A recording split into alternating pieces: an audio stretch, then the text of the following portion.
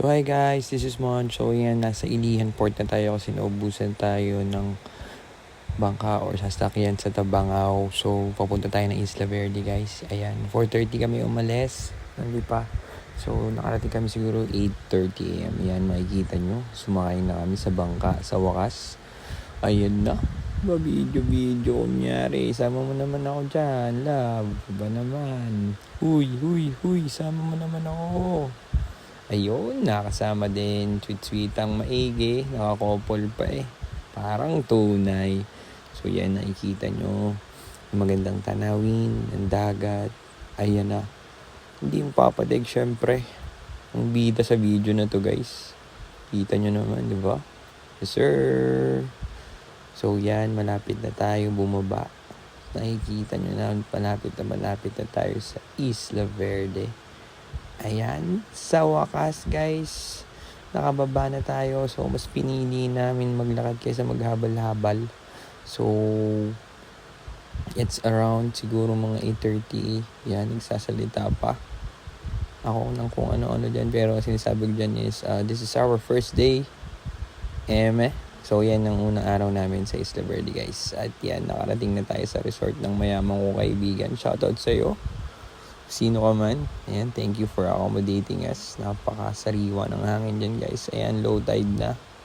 Makikita nyo naman. So, the sunset, ang ganda, di ba? So, ayan guys, bago matapos ang first day natin, snorkeling ko no. Ang love ko ay turu-turu pa siya guys. So, pero in fairness guys, sobrang lino ng tubig. Hindi siya ganun kalamig. And then, meron talaga mga maliliit na isda dyan guys. Sobrang dami. And very relaxing siya actually guys. So nakikita nyo naman, nag-i-enjoy sila. Ayan, so syempre magdidilim na.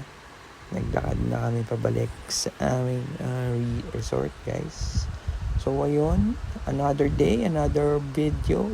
Good morning, ayan. So sobrang low tide yan. So bago namin simulan ng araw namin, nag-picture muna kami dito sa side na yan. Nakikita nyo naman ang modelo ko. Ayan, kunyari, may director. So, napakaganda ng view, guys. Ayan siya, diba? Ora, yes, sir. Okay, guys. So, after nung photoshoot or video shoot na yun, breakfast time, ayan.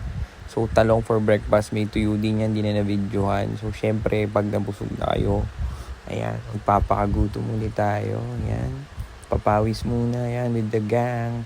So, hi, Kuya Russell, yan. Kita nyo naman, naglakad kami. So, parang umakit kami ng bundok dyan. And on the other side, makikita nyo yung maganda. Ayan o.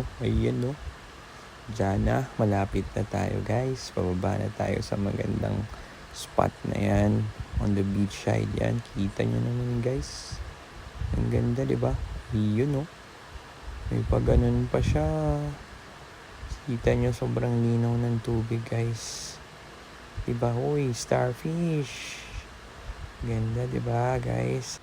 So, ayun guys, dinner time. Inihaw na liempo naman, guys. So, another day, another vlog. Ayan, good morning again, Isla Verde. Napakaganda. See, guys, napakapayapa ng tubig. Ayan na po, nakikita nyo, naghahawak nyo ang beat. So, nag-video and pictures muna kami dito sa malapit sa mga rocks na to. Ayan, para ma-enjoy namin yung last day namin here in Isla Verde. Ayan, makikita nyo naman. Ganda pa rin. So, yan. Ingat lang. Pabalik na kami ng resort, guys. May nakita kaming jellyfish na lumalangoy. So, we just take a picture or videos. Ayun na naman sila.